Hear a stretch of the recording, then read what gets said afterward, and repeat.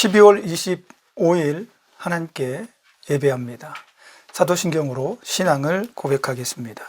전능하사 천지를 만드신 하나님 아버지를 내가 믿사오며 그 외아들 우리 주 예수 그리스도를 믿사오니 이는 성령으로 잉태하사 동정녀 마리아에게 나시고 본디오 빌라도에게 고난을 받으사 십자가에 못 박혀 죽으시고 장사한 지 사흘 만에 죽은 자 가운데서 다시 살아나시며 하늘에 오르사 전능하신 하나님 우편에 앉아 계시다가 조리로서 산자와 죽은 자를 심판하러 오시리라. 성령을 믿사오며 거룩한 공회와 성도가 서로 교통하는 것과 죄를 사해 주시는 것과 몸이 다시 사는 것과 영원히 사는 것을 믿사옵나이다. 아멘. 찬송가 109장 찬송하겠습니다. 109장입니다. 고요한 밤, 거룩한 밤.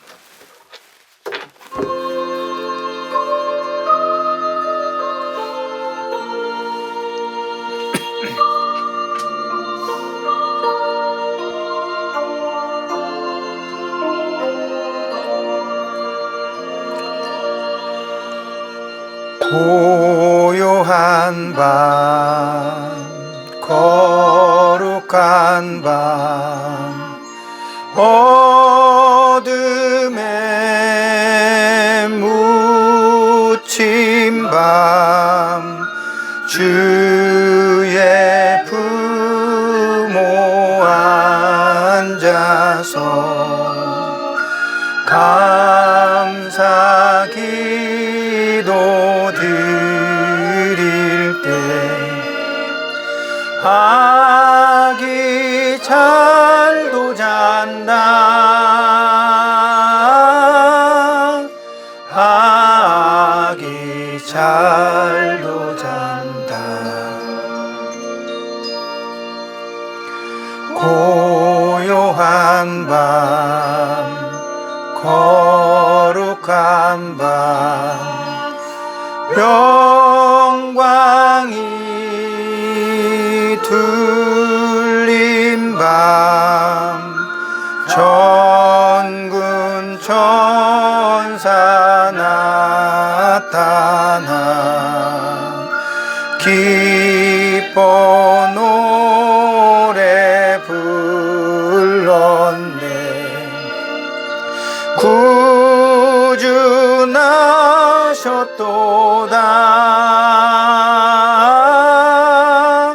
구주 나셨도다.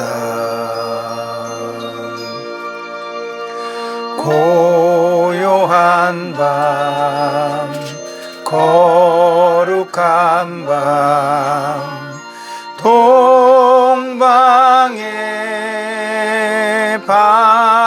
박사들 별을 보고 찾아와 꿇어 경배 드렸네. 구주 나셨도다. 구주 나셨도다. 고요한 밤, 거룩한 밤, 주 예수 나신 밤, 그의 얼굴 광채가 세상 빛이 되었네. 구주 나셨도다. 구주 나셨도다.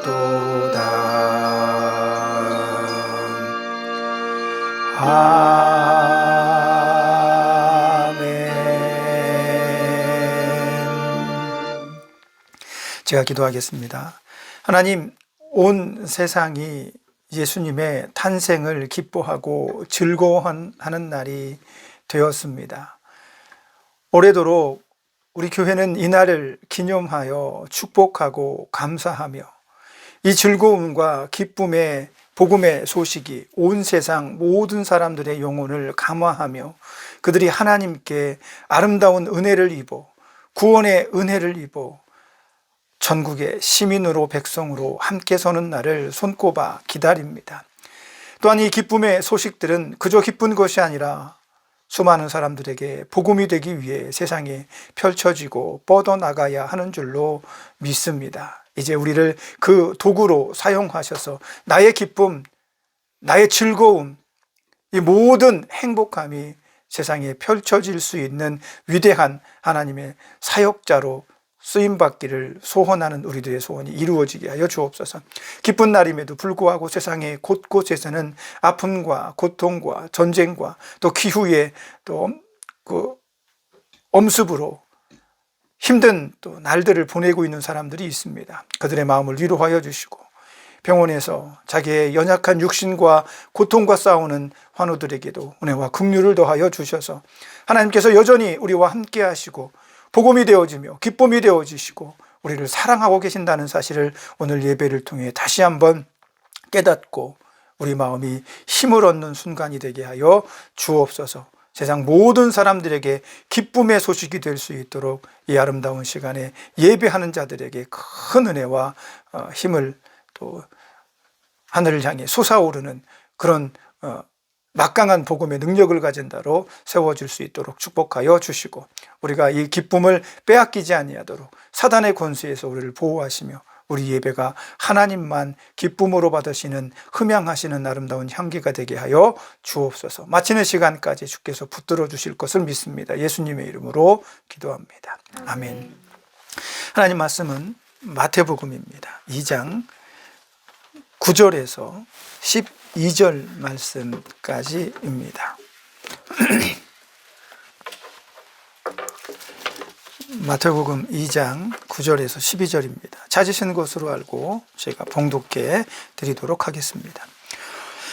박사들이 왕의 말을 듣고 갈새 동방에서 보던 그 별이 문득 앞서 인도하여 가다가 악이 있는 곳 위에 머물러 서 있는지라. 그들이 별을 보고 매우 크게 기뻐하더라.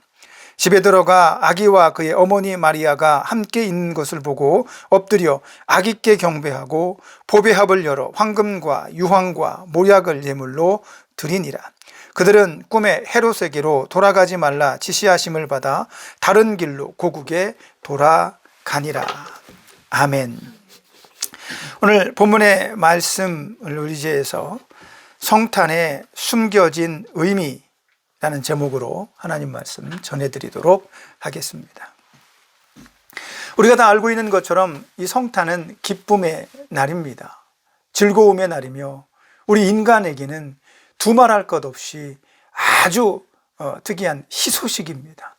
죽을 수밖에 없었던 우리의 인간이 다시 구원의 길로 영원의 나라로 초대될 수 있는 그런 기회가 열리는 날이기 때문입니다.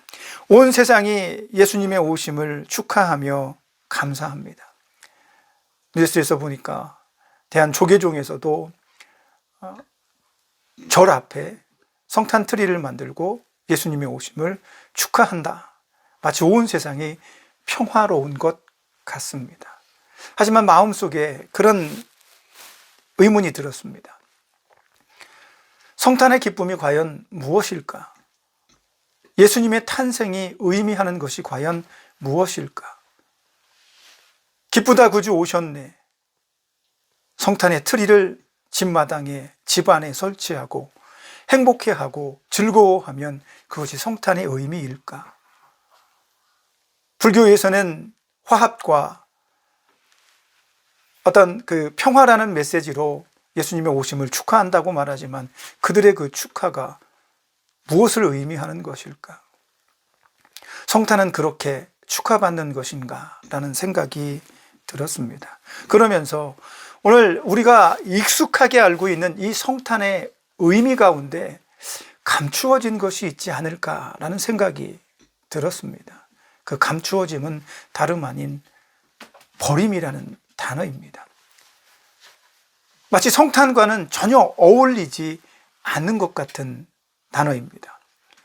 기쁨의 날에 버림이라니요. 기쁨의 날에 사라짐이라니요. 버려짐을 당한다라는 것은 전혀 어울리지 않는 것 같고, 우리가 알고 있는 것처럼 하나님은 사랑이십니다라는 말에 익숙한 우리에게는 이 버림이라는 단어가 매우 어색하게 들릴 것입니다.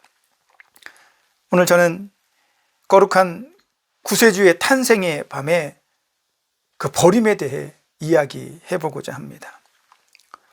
예수님의 탄생은 구원의 은혜뿐만 아니라 하나님의 호의를 무시하는 사람들에게 주어질 버림에 대한 이야기도 포함되어져 있다고 저는 생각을 합니다. 그래서 먼저 탄생 이야기에서 주목해야 할 장면은 예수님의 탄생의 시와 때와 장소가 가리워져 있었다라고 하는 사실입니다.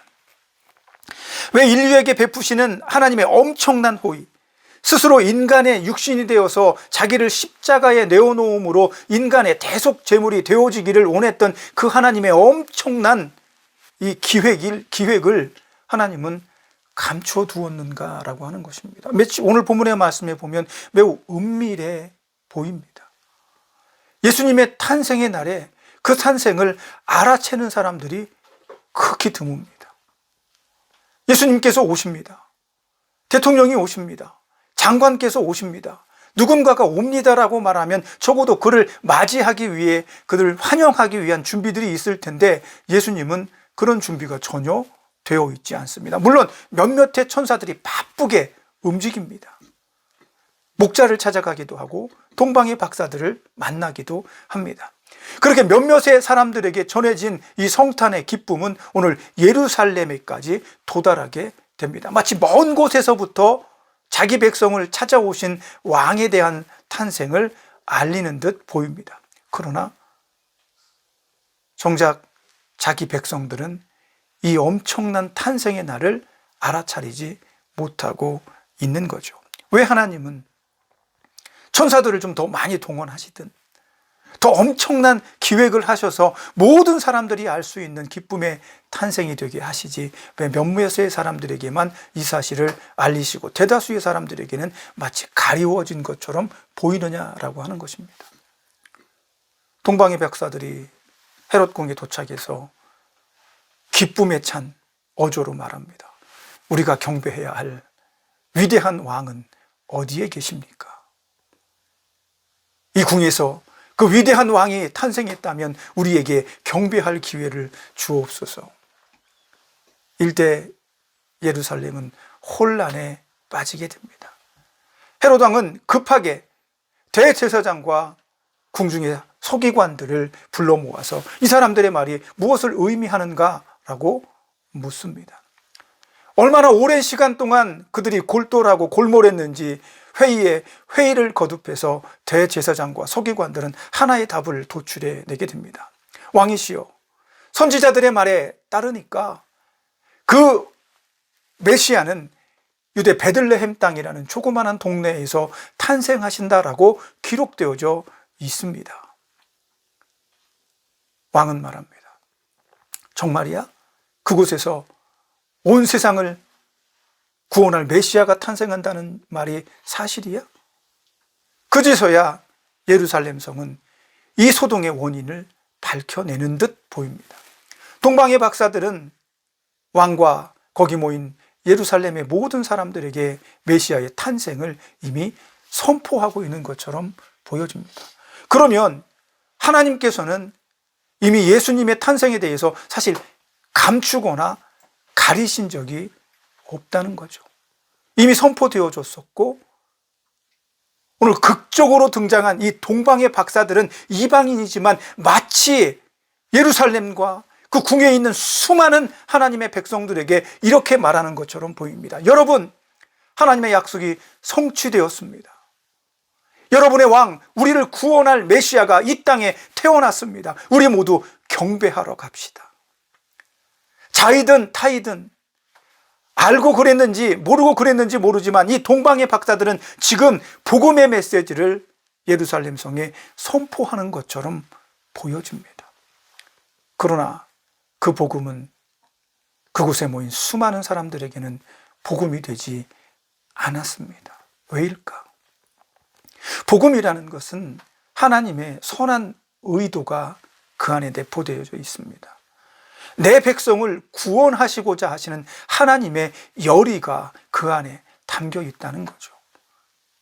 그리고 그 속에는 하나님께서 원하시는 가장 중요하게 보는 핵심 포인트가 하나 있습니다. 그게 뭐냐면 바로 믿음입니다.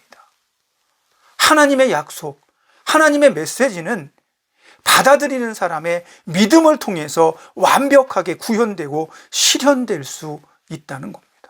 이스라엘은 수천 년 동안 하나님의 약속을 대를 이어서 흘려보냈습니다. 그 조상이 그 위의 조상이, 아니 끝까지 올라가서 아담이라고 하는 첫 번째 조상이 자기 후손들에게 흘려보낸 게 있습니다. 우리는 죽어야 될 그런 존재들인데 하나님께서 우리에게 구원의 은혜를 베푸실 거야. 메시아를 보내주실 거야. 그 메시지는 대를 이어 이스라엘 땅에 오늘 예루살렘 땅까지 이르게 됐다는 거죠. 그런데 이 약속은 믿는 사람들에 의해서 믿음이 되어지는 겁니다.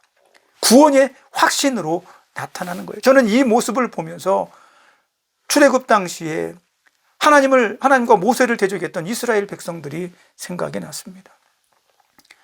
적대적으로 하나님께 대어들고 하나님을 부정했던 무리들에게 어느 날 불뱀이 나타나 그들을 물어 제낍니다. 수많은 사람들이 죽음의 나락 속으로 빠져들어가고 가족들 중에 많은 사람들이 그 뱀에 물려 식음을 전폐하고 있을 때 모세는 하나님께 은혜를 구하게 되죠. 하나님, 이 백성을 용서하여 주옵소서. 이들에게 구원을 내려 주옵소서. 하나님은 이에 그들에게 약속을 주십니다. 자, 이제 너희 회막 중심에 높은 장대를 세워라. 그리고 그 장대 꼭대기에는 뱀을 달아, 뱀의 형상을 달아 놓아라. 아주 부정적이죠. 뱀이 무엇입니까? 사단을 의미하는 것 같습니다. 그런데 그 불뱀을 달아 놓으라고 말씀하십니다. 그리고 사람들에게 말합니다. 이 장대에 달린 뱀을 보는 자는 살게 될 것이며 구원을 얻으리라. 하나님의 약속이었습니다. 분명히 그 뱀에는 능력이 없어요. 하나님의 약속에 능력이 있는 겁니다. 어떤 사람들은 말했겠죠. 그깟 뱀을 본다고 내가 이 아픈 몸이 살겠어? 약을 줘. 내 고통이 너무 심해. 나 열이 너무 많이 올라. 타이레놀 하나 주면 안 될까? 그런 말이 더 쉽게 나올지도 모르겠습니다. 그러나 그 중에 어떤 사람들은 그 아픈 몸을 이끌고 회막의 중심으로 나가 높은 장대에 메어 달린 뱀을 보려고 하는 사람들도 있었습니다. 다시 말하면 하나님의 구원의 약속을 믿고 따르고 실천한 사람들만이 그 구원의 기쁨을 누릴 수가 있었다라는 사실입니다. 동방의 박사들은 믿음의 사람들 틈에 들어와 이렇게 말합니다. 여러분, 장대에 달린 뱀을 보십시오. 그가 오셨습니다. 그는 어디에 있습니까? 우리가 그에게 경배하게 해 주옵소서. 이 말은 우리 함께 경배합시다라는 의미도 포함되어져 있지 않을까? 하나님은 이 동방의 박사들의 입술을 통해서 그들에게 무엇을 말씀하고자 하셨을까? 때마침 그들이 예루살렘에 도착했을 때 아마도 별은 사라져버린 것 같습니다. 아마도 그 별이 있었더라면 동방의 박사들은 우리가 저 별을 보고 왔습니다 라고 말했을 수도 있겠죠. 이것이 우리의 증거입니다. 우리는 수많은 시간 동안에 별을 연구했지만 이 별은 우리가 처음 보는 별이며 우리의 길을 여기까지 인도해 주었습니다. 그때 그 별이 저기에 있었더라면 어쩌면 그 궁중의 모든 사람들을 설득하는데 조금이나마 도움이 되었을까? 그러나 별은 사라져버리고 난 뒤였습니다. 그렇게 사라져버리고 나니까 이 동방의 박사들은 별이 우리를 인도한 곳이 궁인가? 이런 결정을 내렸겠죠. 그래서 궁에 들어갔겠죠. 그러나 그들이 그렇게 말할 때 그곳에는 왕이 태어난 곳이 아니었습니다. 예루살렘 베들레헴에서 나겠다는 그 선지자들의 이야기를 통해 동방의 박사들은 다시 길을 떠나야 했습니다. 궁 밖으로 나왔을 때 희한한 일이 벌어지죠. 오늘 본문의 말씀처럼 다시 별이 그들을 인도하기 시작하는 겁니다. 다시 나타난 겁니다. 어디 있었는지 모르지만 다시 나타났습니다. 다시 말하면 하나님께서 그 별을 잠깐 동안 감추셨습니다. 복음을 감추기 위한 것이 아닙니다. 그들에게 은혜의 기회를 감추기 위한 것이 아닙니다. 여기에는 다양한 해석들이 존재합니다. 물론 동방의 박사들이 명확하게 정확하게 예수님께서 어디에 태어날지를 알았다면 헤롯과 예수님을 적대시하는 사단이 그냥 두진 않았겠죠. 예수님을 해할 수도 있을 것입니다. 예수님의 공생애가 되기 전까지 예수님은 충분히 보호받아야 할 그런 존재였기 때문에 하나님께서는 예수님의 탄생의 장소를 정확하게 일러주지 않았다라고 이야기하는 분들도 있습니다. 또한 중요한 것 한 가지는 복음을 복음으로 받아들이지 않는 자들에게는 명확하게 그것을 볼 수 있는 눈이 없습니다. 헤롯 궁을 빠져나온 사람들은 왕에게 경배하고 싶은 마음이 간절했으며 그 간절함을 하나님께서 이끄셔서 그들을 오늘 예루살렘까지 인도해 오셨습니다. 그들에게는 복음이 절대로 가리워질 수 없습니다. 그들에게는 하나님의 은혜가 계속해서 비춰지게 되는 거죠. 동방의 박사들은 그 별을 보고 기쁨으로 환호하며 예수님을 향해 나아가기 시작을 합니다. 하나님의 복음은 가려진 적이 없습니다. 하나님이 가리신 것은 복음이 아니라 어쩌면 그들의 희석되고 타락한 믿음이 아닐까라는 생각을 합니다. 믿음은 하나님께서 우리에게 허락하신 은혜입니다. 불뱀을 보고 내가 살 것이다라고 하는 믿음을 내 안에 허락하시고 예수 그리스도의 이름을 통해 내가 구원을 얻는다라는 사실을 내 안에서 믿어지게 하시는 것은 성령의 은혜라는 거죠.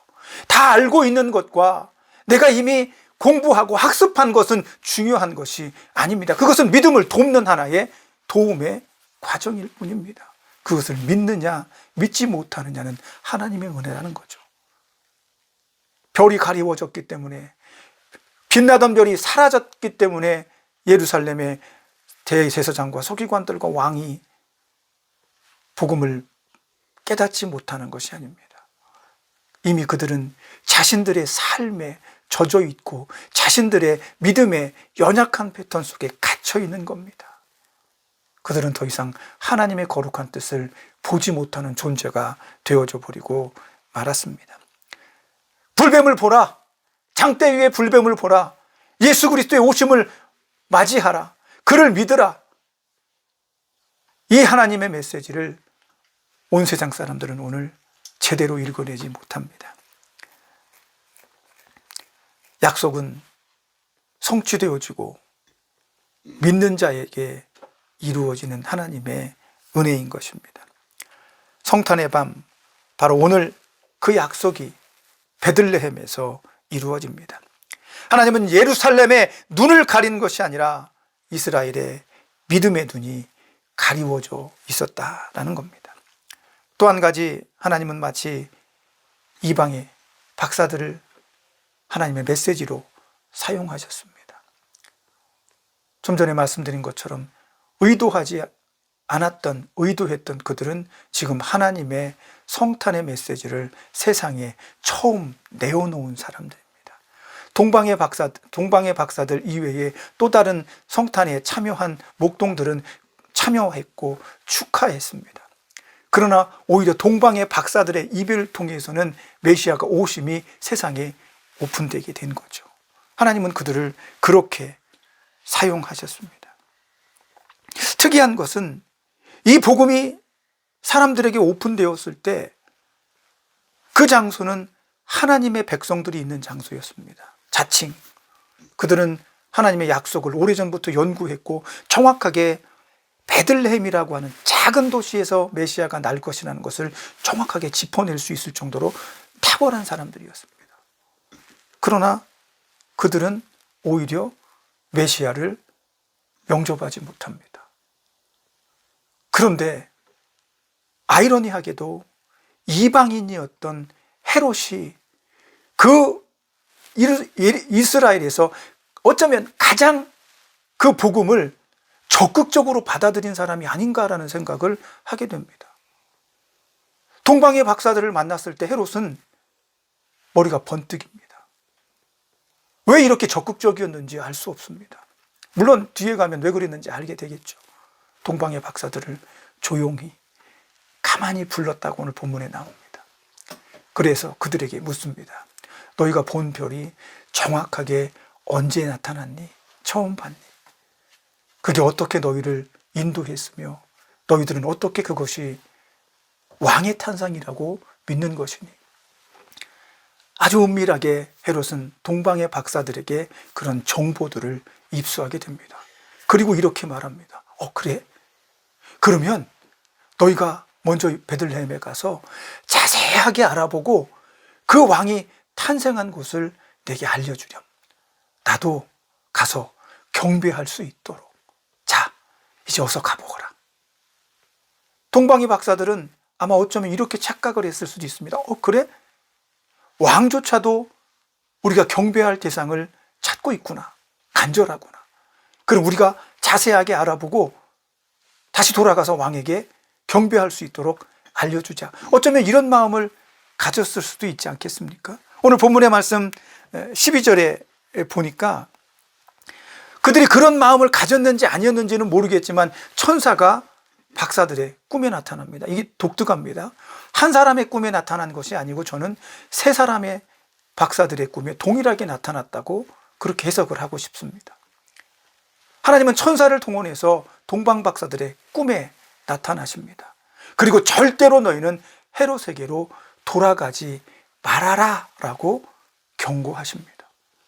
아마 천사가 그렇게 나타나지 않았더라면 동방의 박사들은 어쩌면 성으로 가서 헤롯에게 고했을 가능성도 있지 않았겠습니까? 그러나 동방의 박사들은 잠에서 깨고 헤롯에게서 돌아가지 않고 멀리 그 성을 돌아서 자기 집으로, 자기가 왔던 고향으로 다시 돌아갔다라고 이야기를 합니다. 여기엔 중요한 의미가 있습니다.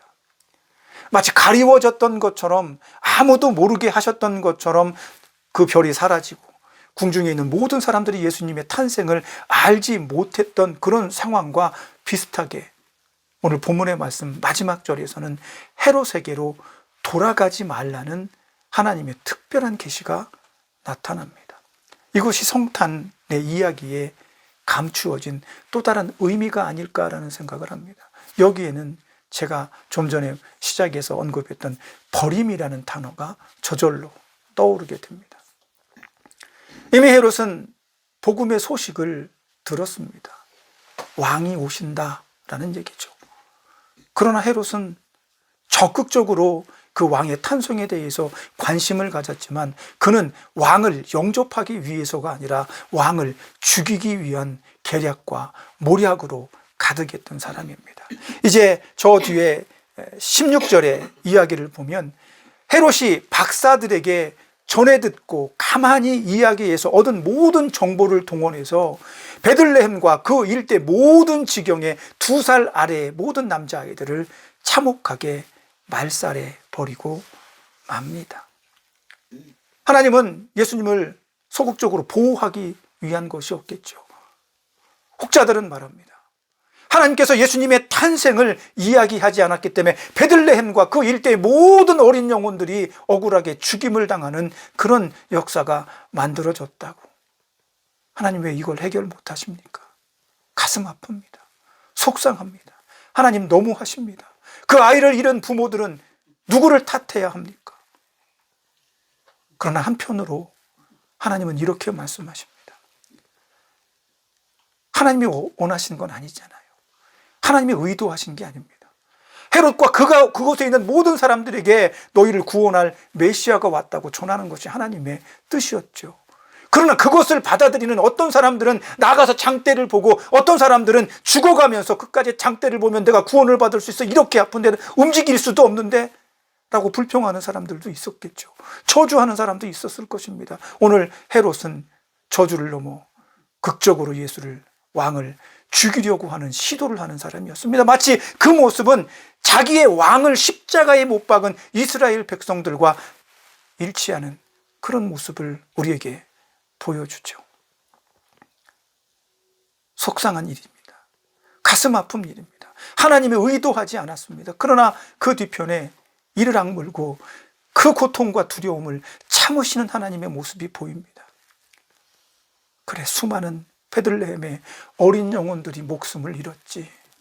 하지만 내 아들이 너희를 위해 십자가에 못 박히지 않는다면 너희 모두는 죽게 될 거야. 이런 하나님의 음성이 들립니다. 하나님은 참을 수 없는 그 속상함으로 사람들을 바라보십니다. 그 안에는 하나님의 분노도 느껴집니다. 그것을 저는 오늘 버림이라는 단어로 표현을 한 것입니다. 하나님은 헤롯과 그 궁에서 깨닫지 못하는 불신자들에게 다시 돌아가지 말라는 엄명을 내리신 것입니다. 물론 예수님을 보호하기 위한 소극적 목적도, 적극적 목적도 있었겠죠. 그러나 중요한 것은 복음이 제시되었는데 그 복음을 적대시하고 그 복음을 받아들이지 않는 자들에게 다시 복음이 가는 일은 없을 것이다라는, 어쩌면 무서운 하나님의 그런 명령처럼 느껴집니다. 성탄은 그 기쁨의 소식을 믿음으로 받아들이는 자에게는 즐거움과 구원의 메시지가 될 것입니다. 그러나 반면에 그 메시지를 받아들이지 않는 자들에게는 버림의 메시지가 될 수 있다는 겁니다. 하나님은 다시 헤롯에게 돌아가지 말라고 말합니다. 동방의 박사들이 전도자입니까? 그들이 복음을 전하는 자입니까? 그러나 상징적으로 하나님은 말씀합니다. 복된 소식, 즐거움의 소식, 기쁨의 소식을 그들에게는 전하지 않으시겠다는 겁니다. 왜일까요? 믿음이 없기 때문입니다. 예수님을 구주로 영접할 믿음이 없기 때문입니다. 믿음이 없는 사람들과 아직 깨닫지 못한 사람들, 그 차이를 구분하기는 굉장히 어려울 것이라고 생각합니다. 그러나 이미 우린 역사적으로 헤롯이 어떤 생각으로 박사들에게 가만히 알아보았는지를 짐작할 수 있습니다. 이 사람은 예수님을 영접하기 위한 존재가 아니라 예수님을 해하기 위한 존재입니다. 마치 사단과 똑같은 모습을 보이잖아요. 예수님께서 공생애를 시작하시기 전에 사단은 예수님을 시험하십니다. 왜? 그가 누군 줄 아니까. 사단이 원하는 것을 깨뜨리고 부서뜨리실 분이라는 것을 알기 때문에 헤롯도 마찬가지입니다. 자기 것을 부서뜨리고 빼앗고 자기 세상을 망칠 거라고 생각했기 때문에 헤롯은 예수님을 죽이고자 했던 것은 아닐까. 그런 자들에게 성탄은 버림이라는 단어, 기쁨의 소식 뒤에 숨겨진 그 의미가 조명되고 있다고 생각을 합니다. 상징적이지만 거부하고 대적하는 이들에게 다시 복음이 돌아가지 않는다라는 의미는 아닐까 생각해 봅니다. 하나님은 한 번도 버림에 대해서 이야기하신 적이 없습니다. 긍휼히 여기시고 은혜를 베푸시고 끝까지 그들을 붙잡고 계시는 겁니다. 스스로 인간이 되어 자기 육신을 십자가의 대속물로 내어주시겠다고 결정하신 분이 바로 하나님이십니다. 그러나 그것을 받아들이지 않는 불신의 장벽 안에 있는 자들에게는 복음이 다시 비춰지지 않을 수 있습니다. 어쩌면 저와 여러분은 그 장벽 안에 있는 사람들에게 보냄을 받은 하나님의 사역자가 될지도 모르겠습니다. 우리는 복음의 메시지를 전해야 할 것입니다. 그들이 믿음으로 받든 불신으로 받든 그것은 우리와 상관이 없습니다. 우리는 단지 전할 뿐입니다. 기쁜 성탄이 세상의 놀이터가 된 것 같습니다. 수많은 사람들이 기뻐하고 즐거워하고 이 날을 행복해 하지만 그 안에 수많은 가짜들의 모습이 보입니다. 진짜가 아닌 것처럼 보일 때가 많습니다. 예수님께서 원하신 게 이런 성탄의 모습이겠습니까? 예수님 때문에 평화가 오고 예수님 때문에 행복하고 예수님 때문에 저와 여러분이 구원을 얻는 것이 성탄의 의미입니다. 그 의미를 잊어버린다면, 그 의미를 기억해내지 못한다면 그 의미 두 편에 숨겨진 버림이라는 단어가 더 어울리는 세상이 될지도 모르겠습니다. 우리가 어떻게 세상을 변화시키겠습니까? 저와 여러분의 한 작은 방울이 어떻게 세상을 달라지게 하겠습니까? 그러나 하나님은 달라지게 하는 것이 목적이 아니라 하나님의 뜻을 세상에 펼치시는 것을 목적으로 하십니다. 그렇게 세상은 그 복음을 듣고 깨달아야 합니다. 받아들여야 합니다. 저와 여러분 같이 작은 물방울은 오직 그것을 위해 기도할 뿐입니다. 그 사명을 감당하기 위해 더 단단해지고 더 굳세어져야 합니다. 불신의 장벽 너머에 있는 사람들에게 성탄의 진정한 기쁨의 의미가 무엇인지를 알려주어야 합니다. 자세하게 그들에게 보여주어야 합니다. 우리의 기쁨이 어디에서부터 오는지, 우리의 진정한 기쁨이 무엇인지를 세상에게 보여주어야 합니다. 저는 오늘 이 성탄의 기쁨 속에서 그러한 사명에 대한 의지를 다시 한번 부여잡고 굳세게 하기를 예수 그리스도 이름으로 부탁드립니다. 하나님은 저와 여러분을 내가 알든 모르든 하나님의 메시지를 전하는 아름다운 도구로 쓰시기를 원합니다. 성탄의 기쁨 누리시며 그 의미 뒤편에 감추어진 버림의 두려움 속에 처한 사람들을 긍휼히 여기시는 마음으로 세상을 향해 복음의 증거자로 전도자로 나아갈 수 있기를 소망합니다. 기도하겠습니다. 하나님, 1년에 한 번 이 성탄의 기쁨을 온 세상이 축하하는 것처럼 보입니다. 말은 그렇습니다. 그러나 그 축하의 진정한 깊은 속뜻은 하나님만 아실 듯합니다. 그 가운데 진정한 믿음이 있고 감추어지고 가려진 믿음이 있으며 변색하고 탈색된 믿음도 모습도 있습니다. 하나님께서 기뻐하지 않는 성탄의 기쁨, 즐거움, 평화 이런 단어들 속에 숨겨진 버림에 대한 하나님의 두려운 책망도 함께 기억해내는 우리가 되게 하여 주옵소서. 그러므로 우리에게 주신 이 기쁨의 소식을 온 세상에 기꺼이 충실하게 보이며 비출 수 있는 믿음의 사람으로 살아가길 원합니다. 깨어있기를 원합니다. 하나님께서 이를 악물고 참고 계시는 그 마지막 날의 순간을 위해 오늘도 우리는 믿음으로 예수 그리스도를 맞이하고 맞이한 그분을 내 믿음의 깊숙이에서 신뢰하고 소망하며 절대로 흔들리지 않는 믿음의 모습으로 나아가게 축복하여 주시옵소서. 주께서 오늘도 우리를 통해 세상에게 복음을 증거하시는 놀라운 일을 기대합니다. 예수님의 이름으로 기도합니다. 아멘. 찬송가 115장입니다. 115장, 찬송가 115장입니다.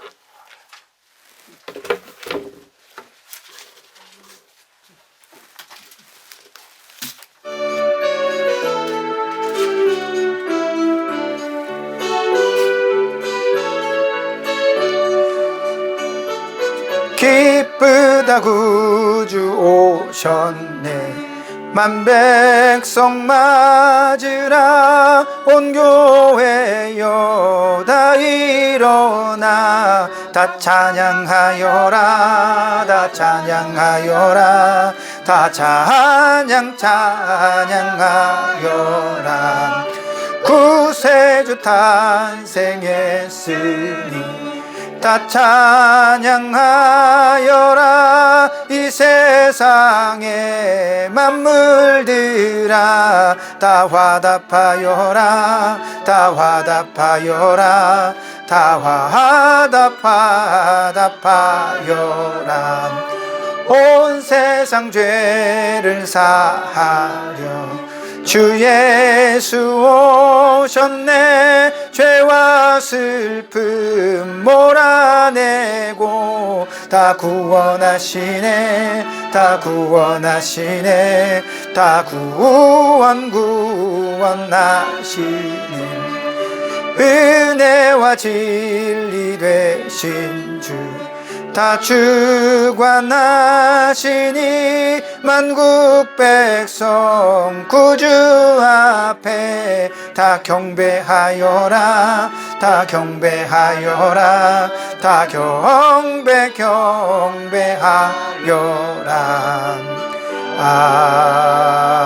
아멘. 기도하겠습니다. 하나님 감사합니다. 이 기쁨의 날을 우리에게 허락하심을 감사합니다.